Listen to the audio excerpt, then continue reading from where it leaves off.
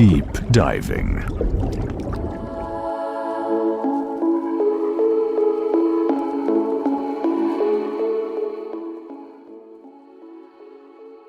¿Por qué existe esta insistencia en tratar el problema humano únicamente desde el punto de vista psicológico? Esa pregunta parece simple, pero contiene una implicación profunda. Si todo está mal en el mundo, ¿por qué no abordar directamente las estructuras externas? ¿Por qué no enfocarse en la política, en la economía, en la religión, en la organización social? La respuesta es directa. Porque todas esas estructuras son proyecciones de la mente humana. Y si la mente está confundida, todo lo que crea será igualmente confuso. Por lo tanto, atacar solo lo externo es actuar sobre los síntomas, nunca sobre la causa. El pensante, aquello que llamamos yo, es el centro de toda acción. Y ese yo no es una entidad fija. Es un haz de deseos. Deseos de seguridad, de poder, de reconocimiento, de continuidad. Mi casa, mi familia, mi creencia, mi Dios, todo eso constituye el movimiento del yo. Y ese movimiento es fragmentado, contradictorio, inestable. Por eso, las acciones que surgen de él también son fragmentadas. Crean división, crean conflicto, crean desigualdad. Si el pensante está confundido, toda acción será confusa. Y eso es exactamente lo que vemos en el mundo. Existe una ilusión fundamental que sostiene esta estructura. La idea de que el pensante está separado de sus pensamientos. Creemos que existe un yo, que controla, modifica o elige los pensamientos. Pero eso necesita ser investigado. Si quitamos los pensamientos, ¿qué queda del pensante? ¿Sigue existiendo? ¿O es solo el conjunto de esos pensamientos? La verdad es que el pensante y el pensamiento no están separados. Son el mismo movimiento, pero el pensante crea esa separación como un mecanismo de protección, porque, al colocarse como algo distinto, puede intentar controlar el pensamiento, puede intentar modificarlo, puede intentar perfeccionarse, y así mantiene su continuidad. Pero eso es una ilusión. Modificar pensamientos no disuelve al pensante, solo lo sostiene, porque el propio esfuerzo por modificar ya es el movimiento del yo. El yo busca permanencia, busca continuidad, y lo hace a través de la memoria. Todo lo que somos está dentro del tiempo, del pasado acumulado, de las experiencias registradas, de las identificaciones. Y eso es lo que crea la sensación de identidad.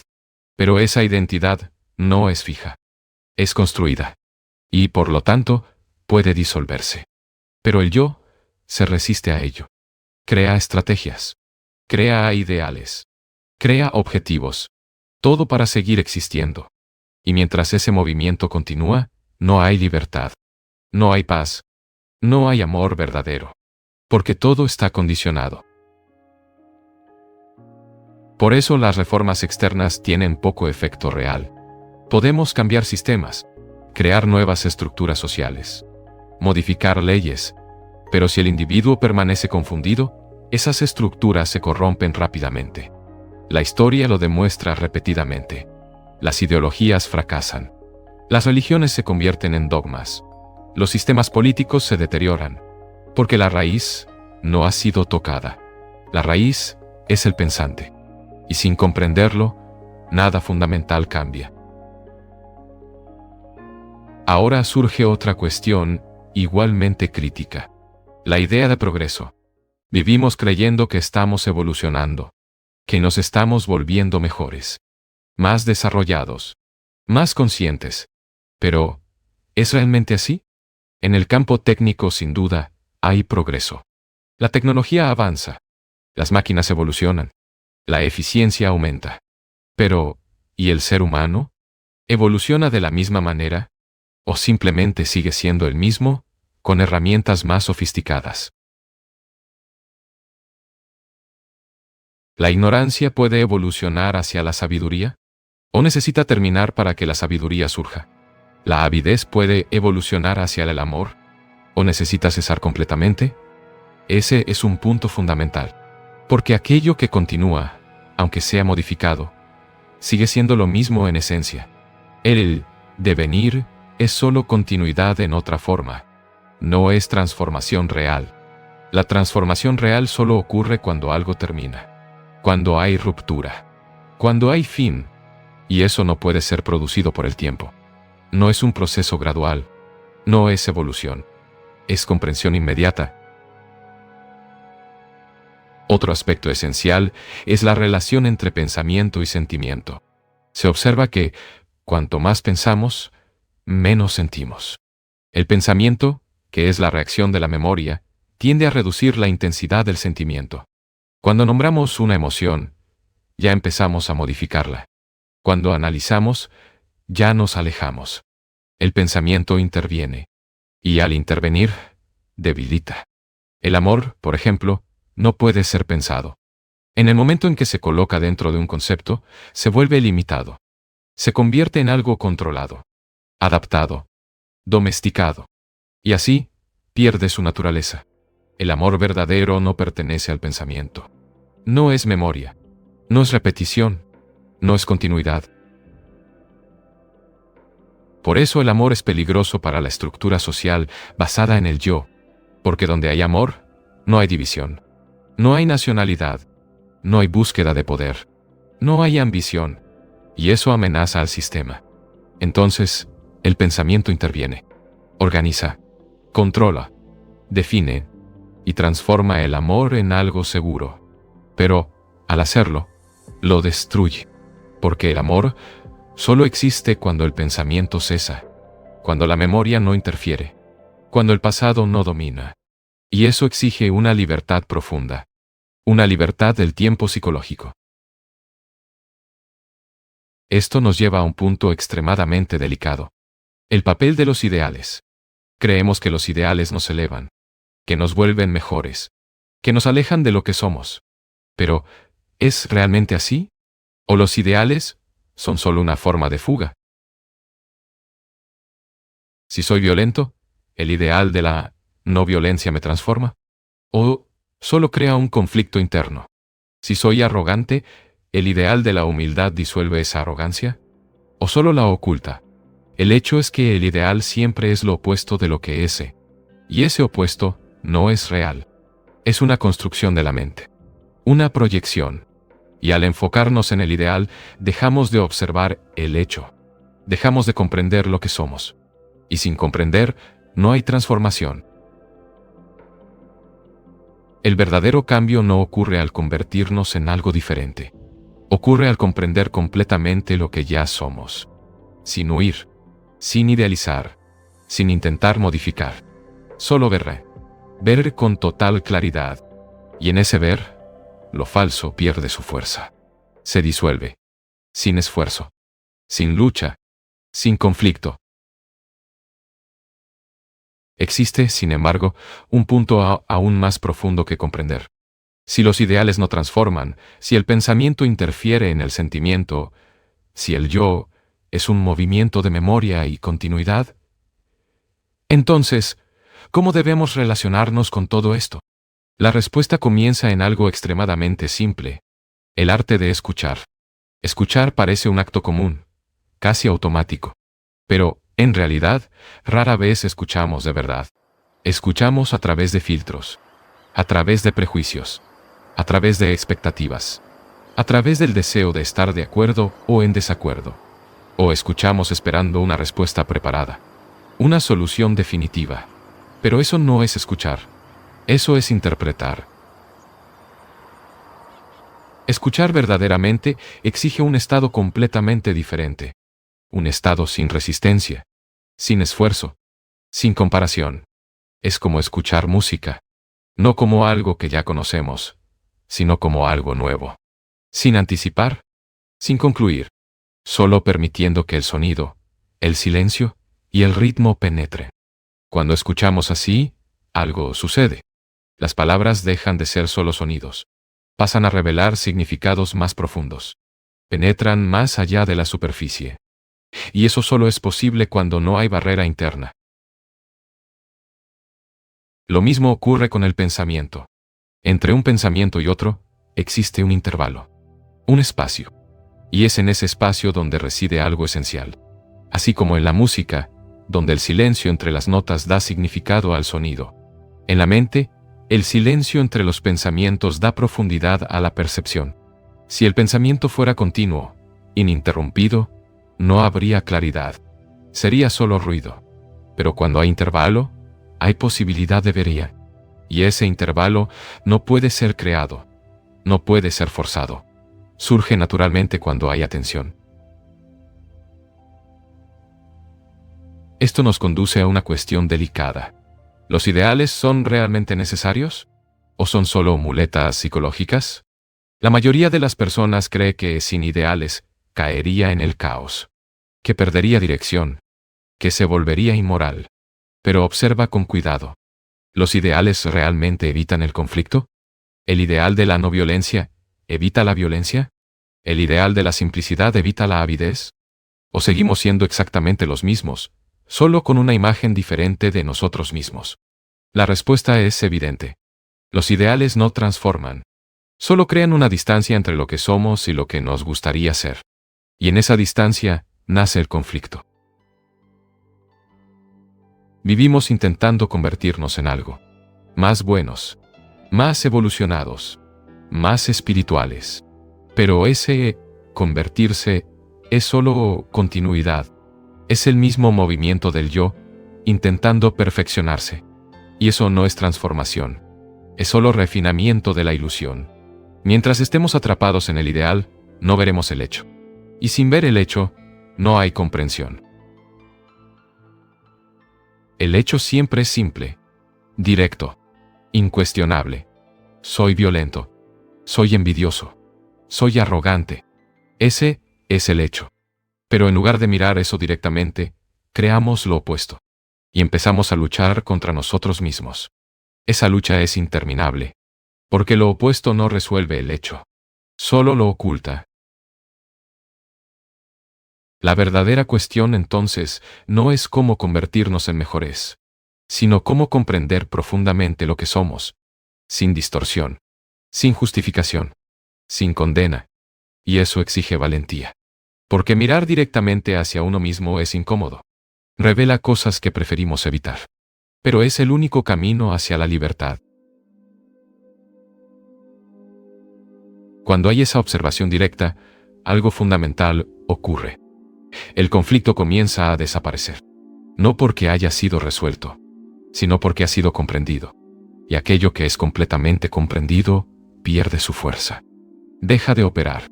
Deja de dominar. Y eso no es un proceso gradual. No depende del tiempo. Ocurre en el instante de la percepción. Por eso, la transformación real no está en el futuro. No está en el devenir. Está en el ahora. En la observación presente. En la claridad inmediata. Y esa claridad no puede ser acumulada. No es conocimiento. Es visión. Y cada vez que vemos algo con total claridad, hay un fin. Un fin del conflicto específico. Un fin de esa estructura. Y en ese fin, hay renovación. Ese es el verdadero significado del cambio. No acumular mejoras, sino terminar lo que es falso. Terminar lo que genera conflicto. Terminar lo que sostiene la ilusión. Y en ese terminar, algo nuevo puede surgir. No como continuidad, sino como algo completamente diferente. Tal vez no encontraste una respuesta, pero algo cambió. Y eso es suficiente. Suscríbete al canal y sigue investigando. Porque cuanto más profundizas, más percibes lo que siempre estuvo ahí.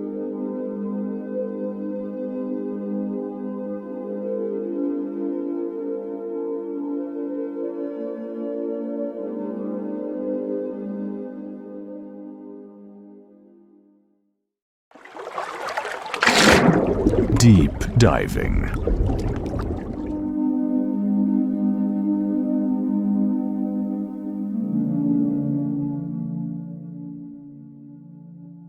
¿Cuál es, al fin y al cabo, la verdadera naturaleza de la continuidad? ¿Y por qué esta pregunta ejerce tanto poder sobre la mente humana? La cuestión parece simple a primera vista, pero esconde una inquietud profunda: el deseo de permanecer. No solo como memoria, sino como identidad. La pregunta acerca de si algo o alguien sigue existiendo revela, en realidad, una preocupación más íntima. No es solo sobre otro, es sobre uno mismo. La mente busca garantías, busca seguridad en el tiempo.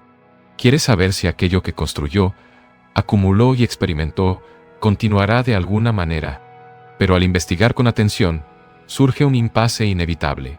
¿Qué es exactamente esta continuidad? ¿O existe algo esencial, intemporal, que no depende del tiempo para existir? ¿O aquello que continúa es solo la prolongación de la memoria? Si se trata de algo verdaderamente espiritual, entonces no pertenece al tiempo.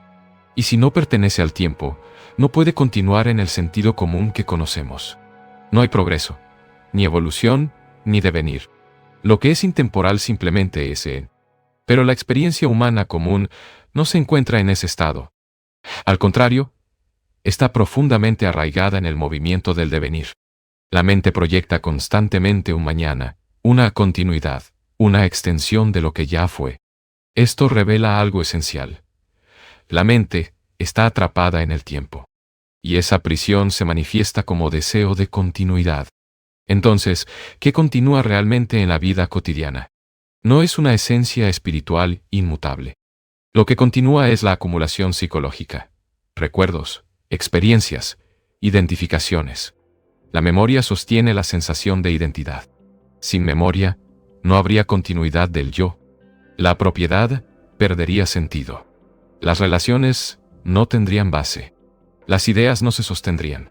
Todo aquello que compone la identidad personal depende directamente de la memoria. Y esa memoria no es neutra.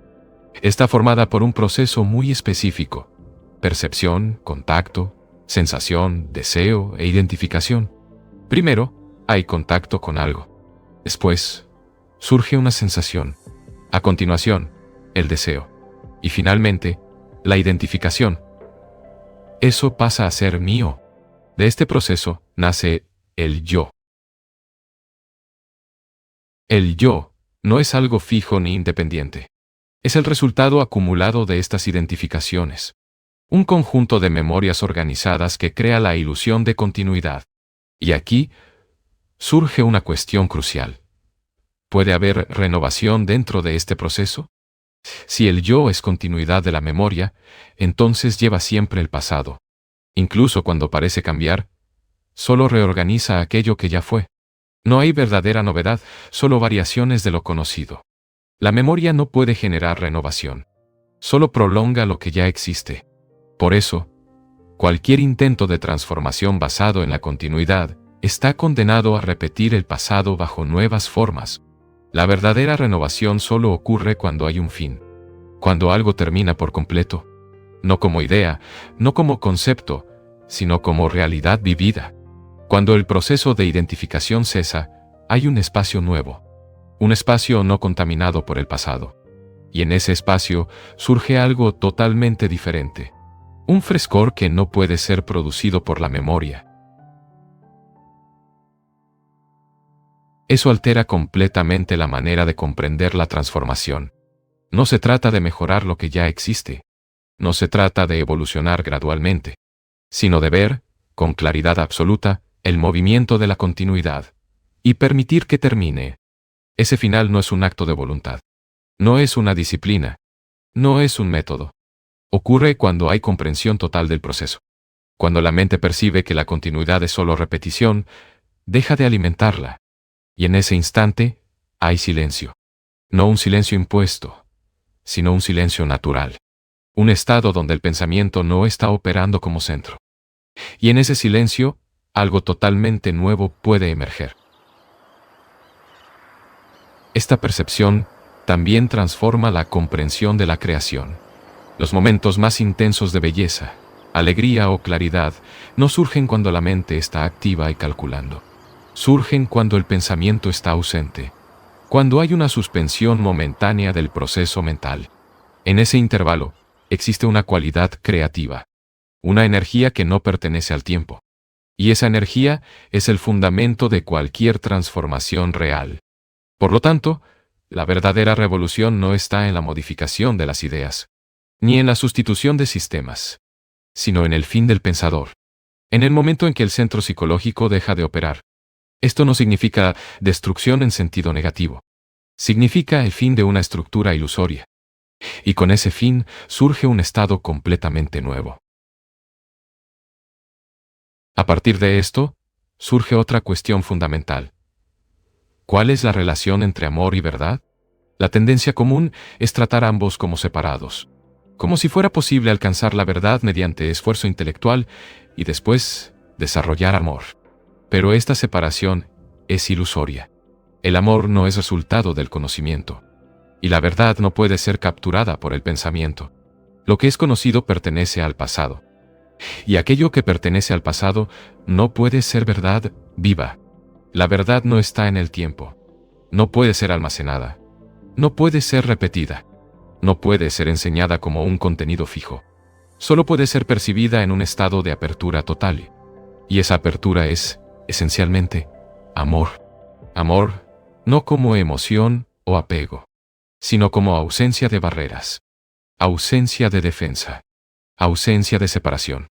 Y ese amor solo existe en la relación con el otro, con el mundo, con la vida.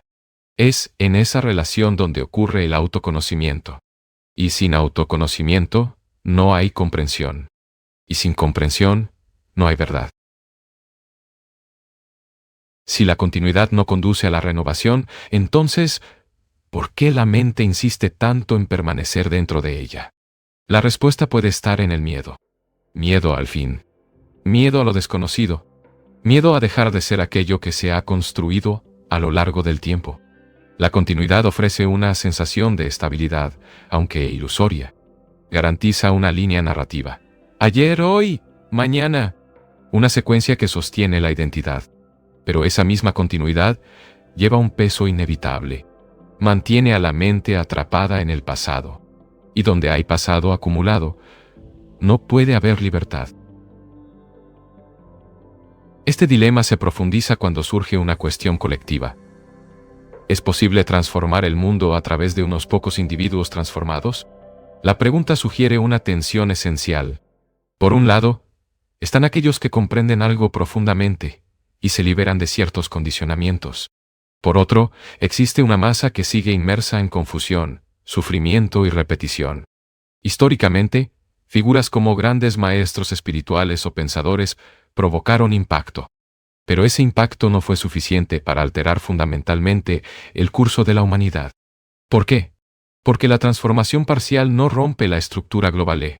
Mientras la mente colectiva siga operando en el tiempo psicológico, en el devenir, el patrón se repite.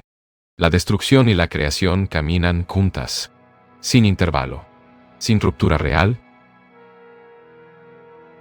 Esto lleva a un punto crítico. Confiar en el tiempo como medio de transformación puede ser el propio problema. La idea de que algún día habrá cambio sostiene la continuidad del conflicto. La promesa de transformación futura pospone el enfrentamiento con el presente.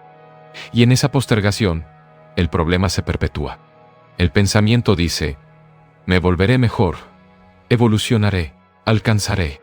Pero ese movimiento de convertirse ya pertenece al campo del tiempo. Y el tiempo, en ese sentido psicológico, es precisamente lo que sostiene la confusión.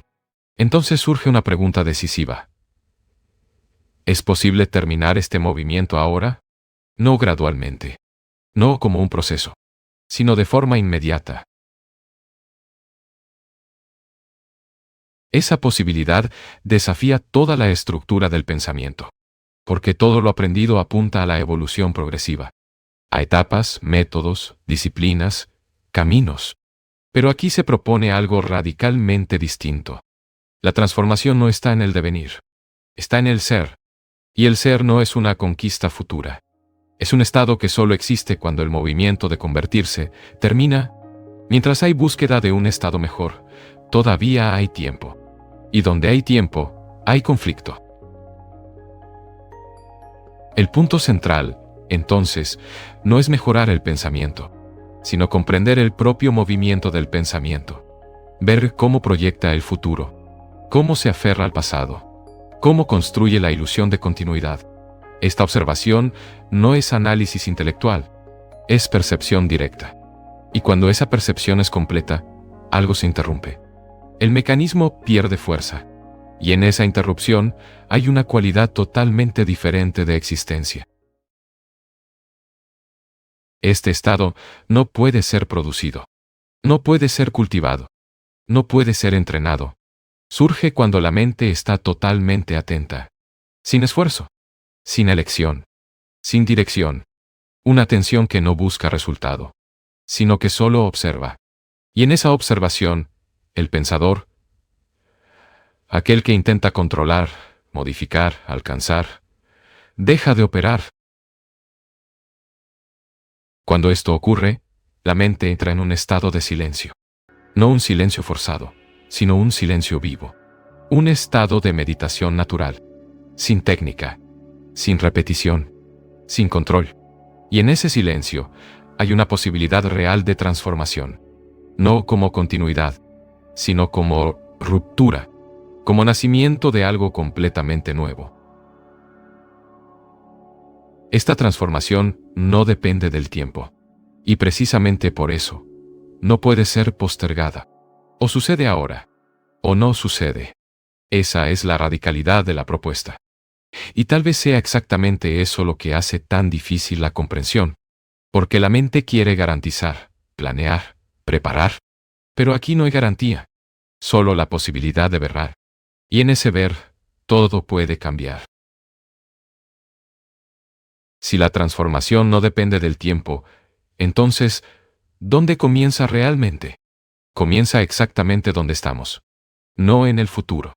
No en un ideal, sino en la comprensión directa de lo que está ocurriendo ahora. Y eso exige algo fundamental. Atención total. No una atención fragmentada, dividida entre pensamientos, deseos y proyecciones, sino una atención integral, donde no hay un centro observador separado de aquello que es observado. Esta cualidad de atención es rara, porque normalmente la mente observa con intención. Quiere cambiar, corregir, alcanzar un resultado. Y en ese movimiento crea nuevamente el yo como centro de control. Pero existe una observación sin ese centro. Una observación pura. Y en ella, algo extraordinario ocurre. El pensador y el pensamiento dejan de ser dos. La división desaparece. Y cuando esa división no existe, el conflicto termina. Porque todo conflicto nace de la dualidad, lo que soy y lo que debería ser. Pero cuando hay solo percepción, sin comparación, sin ideal, no hay espacio para el conflicto. Y en ese estado surge una inteligencia diferente. Una inteligencia que no proviene del conocimiento acumulado, sino de una percepción directa de la realidad. Esta inteligencia no pertenece al individuo. No es personal. No es resultado del esfuerzo. Emerge cuando la mente está libre del pasado psicológico. Cuando no está operando a través de la memoria como centro. Y eso cambia completamente la naturaleza de la acción. La acción deja de ser reacción. Deja de ser condicionada. Pasa a ser una respuesta viva al momento presente. Y esa respuesta tiene una cualidad de precisión y claridad que el pensamiento jamás puede alcanzar. Esto también redefine lo que significa vivir en relación. Porque normalmente nos relacionamos a través de imágenes. La imagen que tenemos del otro. La imagen que tenemos de nosotros mismos. La imagen construida a lo largo del tiempo. Estas imágenes interfieren en todo. Distorsionan la percepción. Crean expectativas. Generan conflictos. Y dificultan el encuentro real. Pero cuando la mente está libre de estas imágenes, la relación se vuelve directa. Viva. Sin intermediarios. Y en esa relación hay comprensión. No intelectual, sino existencial. Y es en esa comprensión donde el amor se manifiesta. No como apego. No como dependencia. Sino como una cualidad de apertura total. Sin miedo. Sin defensa. Sin separación. Ese amor no puede coexistir con el yo, como centro. Porque el yo es siempre limitado. siempre condicionado, siempre basado en memoria. Y donde hay limitación, no puede haber amor pleno. Por lo tanto, la búsqueda de la verdad no puede separarse de la disolución del yo. Y esa disolución no es un acto de destrucción, sino de comprensión. Al ver claramente el funcionamiento del yo, pierde su fuerza. Y en ese debilitamiento surge espacio. Espacio para algo que no puede ser nombrado. Algo que no puede ser capturado por el pensamiento. Algo que está más allá del tiempo. Y tal vez eso sea lo que se llama realidad, no como concepto, sino como experiencia directa. Una experiencia que no puede ser almacenada, porque en el momento en que se almacena, se convierte en memoria y deja de estar viva. Por eso, la verdad no puede ser buscada. Solo puede ser encontrada cuando la búsqueda termina, cuando la mente está completamente quieta. No por esfuerzo, sino por comprensión. Esta quietud no es inactividad, es un estado de energía intensa, de atención absoluta. Y en esa atención no hay división, no hay observador separado, solo lo que es.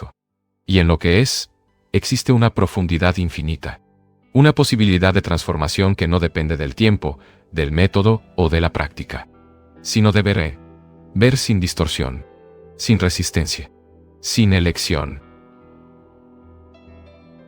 Así, la verdadera cuestión no es si algo continúa, sino si es posible terminar completamente.